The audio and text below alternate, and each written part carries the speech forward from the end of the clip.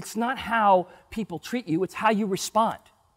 How you choose to live your life will define who you are.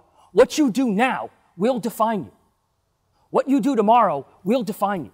I don't care what mistakes you've made in the past. I don't care if you yelled at your parents all the time and you know that you're yelling at them and it's wrong. Shake the Etch-a-Sketch. Start today and say, hey, I'm going to change the way I behave because I want my quality of life to be better. I'm not going to yell anymore. I'm not going to react violently to what anybody says. If my parents get down on me, I'm going to stop and say, well, let me use the techniques from the test. Let me make sure I understand what you're saying. So what you're telling me is you don't like that I did this and I did that. Do I understand you correctly? No, you don't. What I'm really mad about is the one thing you did wrong. Okay, now I know what I'm dealing with. Okay, what can I do in order to better that situation? We recognize now I've made something that may or may not be a mistake. What am I going to do about it?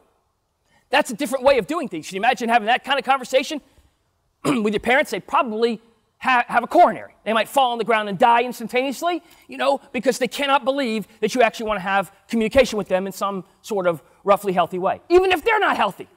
Because remember, parents were brought up, they weren't taught the techniques we're talking about. No, they were never given the assumption test. They rule by how their friends told them or what they read in the book or what they saw on TV or what they think is right.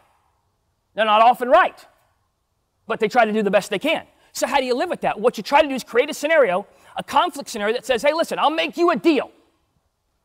I will never yell at you. I will never cuss at you if you exchange the same accommodation. I will guarantee you I will listen to anything you have to say, anything, if you give me the courtesy of just telling me. If you give me the courtesy of allowing me to explain, and if I'm wrong, I will give you my word, I will say, I am wrong. How's that for communication? Would that be okay with you?